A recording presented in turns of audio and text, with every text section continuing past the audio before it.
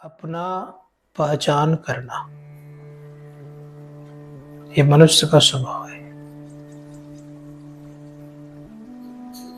मनुष्य अपने आप को जानने के लिए कोशिश करते हैं जो मनुष्य होते हैं, और जो मनुष्य नहीं होते वो संसार के पीछे भागते फिरते रहता है। उसको केवल संसार ही प्यारा लगता है। जैसे संक्षेप में बोलता हूं,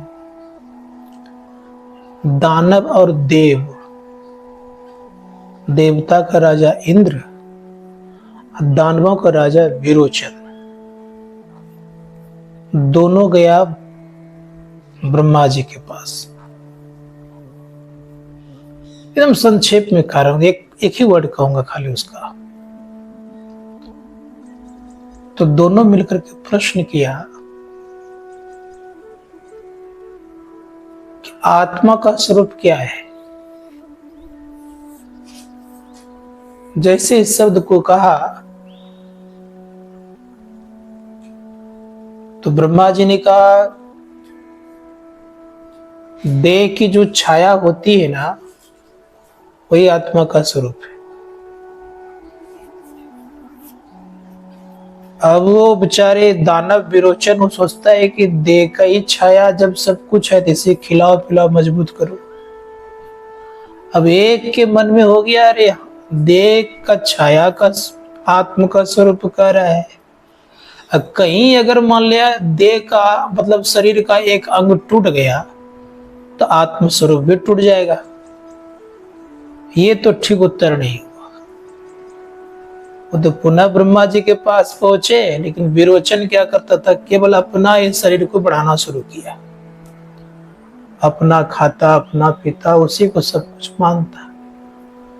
तो जो दानवी प्रवृत्ति वाला व्यक्ति हुआ करता है, वह ईश्वर को अपने आप को जानने की चेष्टा नहीं करता, उसके पीछे लोग नहीं भागता है। लेकिन जो मानवीय स्वभाव वाला लोग हुआ करता है, जिसके अंदर में मनुष्यत है, वो सोचता यह है कि ईश्वर क्या है, परमात्मा क्या है, आत्मा क्या है, इसको कैसे प्राप्त किया जाए, उसके पीछे वो लग जाता है। तो मानवीय स्वभाव में और दानवीय स्वभाव में यह फर्क है। ऐसा नहीं कि दानव को दो चार गो सिंह है, बड़का बड़का दांत है, ऐसा नहीं है। हमारे आपके तरह ही रहता है वो। अंतर क्या हो गया उसका, विचारों में फर्क हो गया, तो क्या हो गया, दानव। और जो विचारों में अनुकूल है, परमात्मा के अनुकूल है, परमात्मा के विधान के अनुकूल है, वो व्यक्ति मानव है। संत महात्मा गण कहते इसलिए प्रयास करना चाहिए क्या, कि हम मनुष्य बने रहें कम से कम। मनुष्य कैसे बना रहेगा, जो ईश्वर को प्राप्त करने का भजन करता है, उसके अंदर मनुष्यत्व गुण आ जाता है। इसीलिए ईश्वर को भजन करने का प्रयास करना चाहिए, ईश्वरत्व गुण हमारे जीवन में आ जाए। इसीलिए कहां जाना चाहिए, तो संत महात्मा गण कहते हैं कि संत जो होते हैं वो क्या करते हैं, तो कहा गया सदगुरु पशु से मानुष करे। लोग कहेंगे कि पशु से मनुष्य कैसे कर देगा, कोई फैक्ट्री लगा कर रखे हैं, ऐसा कोई फैक्ट्री तैयार तो नहीं हुआ है कि पशु से मनुष्य बना दे। लेकिन मनुष्य के पास उसमें सदगुरु के पास एक विशेषता है कि सदगुरु के पास क्या है, पशु से मनुष्य करता है। वो पशु है तो उसको उतना ज्ञान नहीं है। और वो सच्ची बात बताऊं मैं, तो जितना अन्याय वो सामान्य रूप से जो पशु है वो नहीं करता,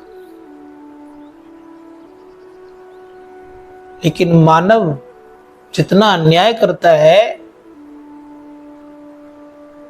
उतना पशु नहीं करता है। तो पशु से विशेष पशु अगर कहा जाए मानवधारी लोगों को, तो कोई हानि नहीं है। किसी पशु के द्वारा जल्दी अत्याचार नहीं होता है, कि होता है? लेकिन मानव के द्वारा देखिए कितना अत्याचार होता है, अपने आप को लोग भूल जाता है। तो ये जो मानवीय स्थिति है, तो कौन करते हैं अच्छा काम? तो करे सदगुरु पशु से मानुष करे, वो समझा बुझाकर उसको मानव बनाता है कि देखो तुम इस लाइन पर चलोगे, भजन ध्यान करोगे, अपने आप को जानने का चेष्टा करोगे, तुम पशु से मनुष्य बन जाओगे। मानुष्य से सिद्ध, उस मनुष्य को मंत्र जपा जपा करके सिद्ध कर देता है। सिद्ध से देवता, देव निरंजन होए, का उस सिद्ध से भी देवता बना देता है और देवता से भी ऊपर बना देता है। तो इस सदगुरु में ताकत है। इसीलिए सदैव याद रखनी चाहिए कि हम सदगुरु के शरण में जाएं, मानवीय गुण को धारण करें। ये सिखाने वाले कौन होते हैं मानवीय गुण का धारण? संत सदगुरु। ईश्वर तो सबके लिए है, देवताओं के लिए भी है, दानवों के लिए भी है, मानवों के लिए भी है। दानवों को भी गुरु है, मानवों को तो गुरु है ही, देवताओं को गुरु है। लेकिन जिस गुरु के द्वारा उनके मानवोचित कर्म, देवताओं के द्वारा ईश्वर जाना नहीं जा सकता, मानवों के द्वारा ईश्वर जाना जा सकता है, और दानवों के द्वारा भी ईश्वर जाना नहीं सकता है, क्योंकि दानवी प्रवृत्ति से ईश्वर का गुण को आप ग्रहण नहीं कर सकते। प्रहलाद ने क्या किया? ऋषि के यहां जाके रहा। उनकी मां ही पहले जाकर कहाँ रहा? ऋषि के आश्रम में, अर्थात नारद मुनि के आश्रम में रहे। फिर जब प्रहलाद का जन्म हुआ तो प्रातः काल हुआ था। प्रातः काल में जो प्रथम किरण पड़ रहा था तो कहा प्रहलाद। आह्लादित लोग होते, प्रातः काल किरण को देखकर उसका नाम प्रहलाद पड़ गया।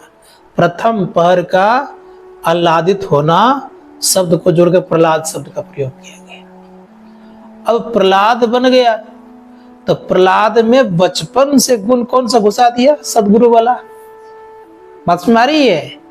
तब वो दानवी प्रवृत्ति, उसके पिताजी कितना अत्याचारी था, तब वो बेचारा क्या बना? भक्त बना। नहीं तो भक्त कैसे बनता? अगर पिता के अनुकूल तो भक्त बन पाता? लेकिन बचपन से जो संस्कार दिया कौन? ऋषि मुनियों ने, वह संस्कार उसके जीवन में रह गया, पिता का संस्कार को स्वीकार नहीं किया। इसीलिए संत महात्मागण कहते हैं कि सदगुरु ही पशु से मनुष्य करता है। तो पशुवत जिंदगी को त्यागने वाला काम कौन करता है, कराता है? तो सदगुरु करवाते हैं। तो संत महात्मागण कहते हैं कि मानव कौन? तो अपने आप को जानने का कोशिश करने वाले को मानव कहते हैं। मैं कौन, मैं कहां से आया, कहां को जाऊंगा, इसका जो ज्ञान करने का प्रयास करता है, जान जाएंगे तब तो ईश्वर हो जाएंगे। जो प्रयास करता है वह मानव कहलाता है। और यह प्रयास अगर नहीं है, केवल शरीर को खिलाना है, पिलाना है, बड़ा बनाना है, शरीर को ही सजाना है, तो सदैव याद रखिएगा ये गुण किनके हैं? मानव के नहीं हैं। इसलिए रोज भजन ध्यान करने वाले एक न एक दिन मानव बनेंगे, पक्का याद रखिएगा। और रोज भजन ध्यान करते वो मानव ही है। रोज कोशिश कर रहे हैं, प्रयास कर रहे हैं, क्या चीज जानने के लिए? अपने आप को जानने के लिए। तो रोज करने वाले मानव और बिल्कुल नहीं करने वाले हुआ दानव, और जो जान गया है वो क्या हो गया? ईश्वर। समझ गए? संत महात्मा गण कहते हैं कि इसीलिए कोशिश करना चाहिए कि हम मानवोचित कर्म करें। मानव क्या करता है और थोड़ा सुन लीजिए। लोग कहते हैं ना बहुत भारत में मनुष्य की संख्या हो गई, कह रहे हैं ना 140 करोड़ भारत में हो गया। और सच्ची बात बता रहा हूं कि संत की दृष्टि से देखेंगे ना तो शायद बहुत कम मानव दिखेंगे आपको।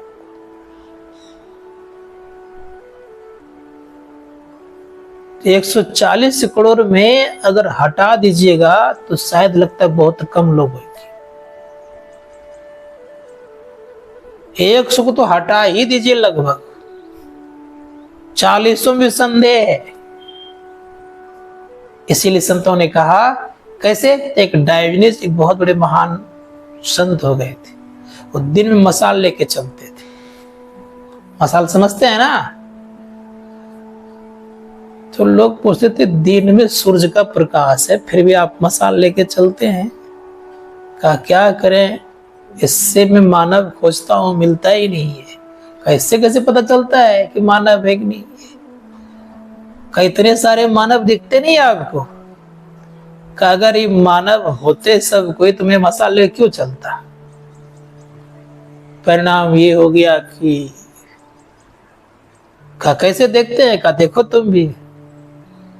तो बहुत झुंड था, मतलब लोग संख्या बहुत थी,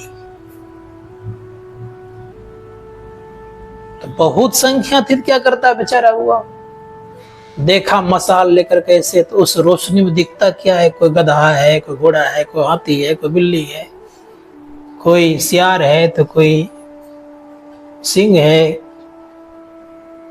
झट से वो रख दिया, रखिए मसाला अपने पास। का क्या हो गया? का इसमें तो सब दिखता है, जानवर इत्यादि वगैरह वगैरह। का इसीलिए मैं मानव को खोजता हूं। मानव सब बनना बड़ा मुश्किल है। श्री राम शर्माचार्य ने कहा है मनुष्य बनना आसान है लेकिन मनुष्यत्व बना के रखना आसान नहीं है। इसीलिए मनुष्य शरीर में आए हैं, लेकिन मनुष्यत्व हो जाए तो बहुत लाभ। इसके लिए क्या करना पड़ेगा? कहा कि सदगुरु के शरण में जाइए, क्योंकि सदगुरु क्या करते हैं? पशु से मनुष्य करते हैं। सदगुरु पशु से मानुष्य करे, मानुष्य से सिद्ध। मनुष्य क्या करेगा? अपने आप को सिद्ध बना सकता है। और सिद्ध कई तरह की सिद्धियां होती है। कोई मंत्र जाप का सिद्धि कर लेते हैं, कोई वाणी का सिद्धियां कर लेते हैं, कोई व्यक्ति और को सिद्ध कर लेते हैं। लेकिन ये सारी सिद्धियां यहीं की यहीं रह जाती है। लेकिन एक सिद्धियां है जो कि जप करके अंतर रास्ता को जो जान जाता है, अंतर रास्ता को जो तय करता है, वो सिद्धियां सर्वोपरि सिद्धियां होती है। अंतर की रास्ता को तय करने की कोशिश करना चाहिए।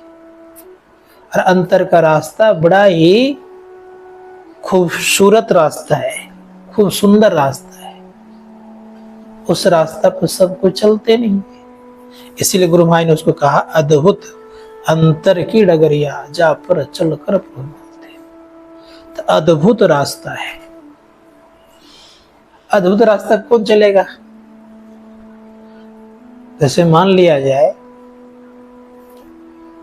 राष्ट्रपति का एक पथ होता है, रास्ता होता है। राष्ट्रपति क्या बोलता है उसको? राष्ट्रपति भवन का एक रास्ता होता है। उस पर भिखारी वगैरह नहीं चल सकता, याद रखिएगा। महिला कुचला कपड़ा पहन के उस पथ पर नहीं चल सकता। उस पर वो अधिकारी ही चलता है। उसी प्रकार से उस पथ पर चलने वाला मनुष्यत्व गुण जिन्होंने धारण किया है वही उस पथ पर चलेगा। समझ गए? इसलिए संतों ने कहा मनुष्यत्व गुण का क्या स्वभाव है, अब यह जानना चाहिए। शास्त्रकार कहते हैं कि हम लोग एक बार नहीं कितने बार कहां कहां गए पता नहीं। तो गुरु महाराज बड़े सुंदर शब्द कहते हैं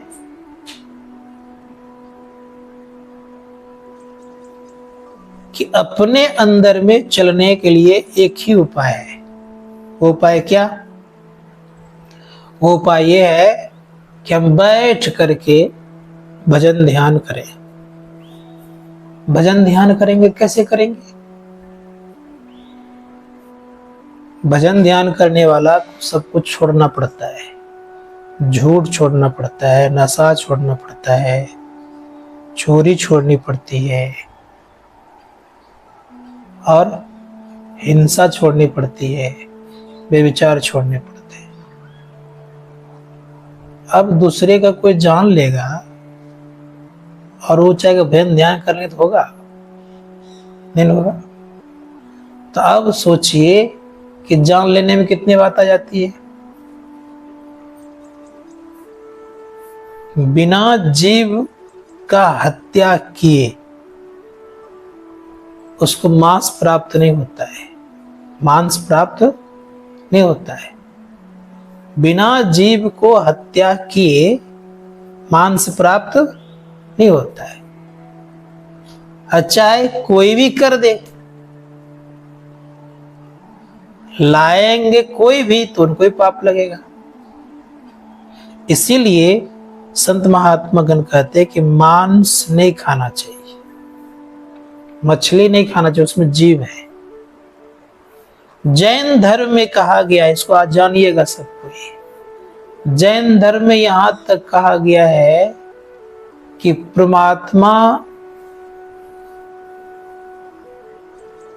को उन्होंने उतना अच्छा स्वीकार नहीं किया, लेकिन स्पष्ट ये जरूर कहा कि सभी जीवों में जीव है।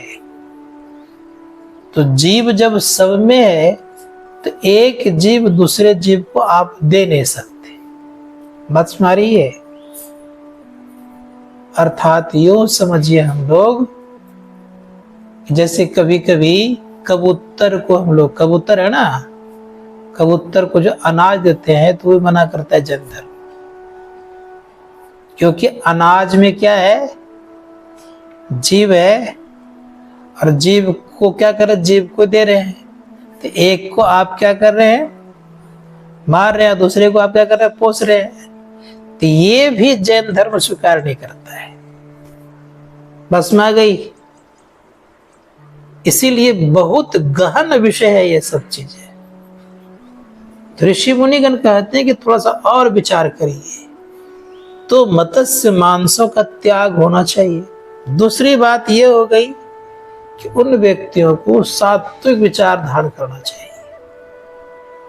सात्विक विचार धारण करने वाले व्यक्ति महान होते हैं, याद रखिएगा।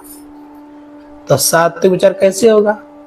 तो दीक्षा लेगा, थोड़ा थोड़ा भजन ध्यान करेगा, और फिर वह व्यक्ति क्या करेगा? अंतराकाश में ठहरेगा। एक बाहरी आकाश और एक आंतरिक आकाश है। तो अंतराकाश में जो ठहरेगा, वो ठहरने वाले को अपने घर जाने का रास्ता मिलेगा, और जो ठहरेगा ही नहीं तो उसको रास्ता कहाँ से मिलेगा?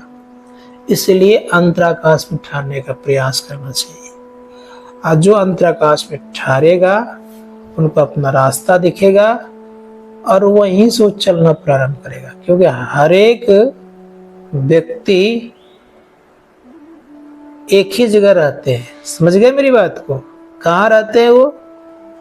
तो बिंदु के मध्य में रहते हैं। इसीलिए उपनिषदकार ने कहा बिंदु मध्य जीवात्मा सूक्ष्म रूपेण वर्तते। बिंदु के मध्य में जीवात्मा रहते हैं, सबके अंदर में है, चाहे वो दानव हो या मानव हो। लेकिन मानव चल सकता है, दानव चल नहीं सकता है। दानव भी चल सकता है जब दानवी प्रवृत्ति त्याग देगा, तब वो मानवोचित कर्म में आएगा, तभी वो चल सकता है। इसीलिए संत महात्माओं ने कहा कि हम लोगों को कोशिश करना चाहिए जीवन में कि भजन ध्यान मन लगा के करें, और जो अंतःकरण की साधना मन लगा के करेगा वही व्यक्ति आगे बढ़ेगा।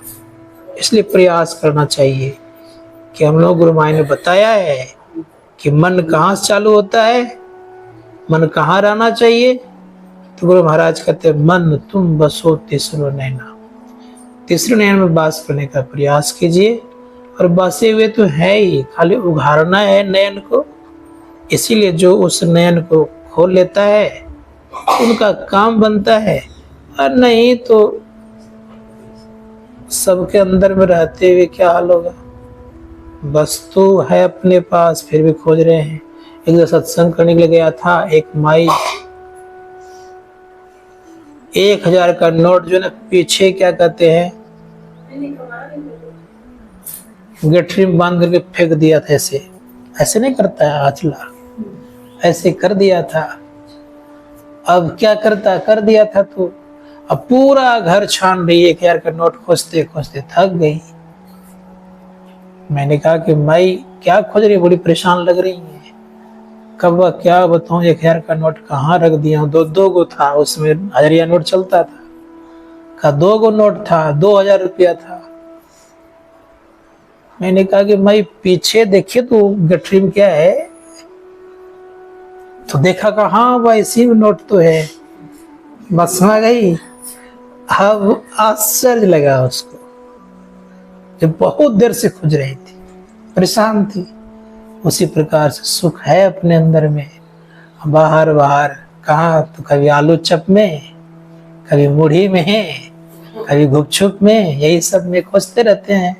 इसीलिए इस समय सुख मिलने वाला नहीं है। मन लग भजन ध्यान करिए, अपने अंदर में दृष्टि को अंतर्वृत्ति करिए, तब आगे बढ़िएगा। बोलिए प्रेम से श्री सद्गुरु महाराज की जय।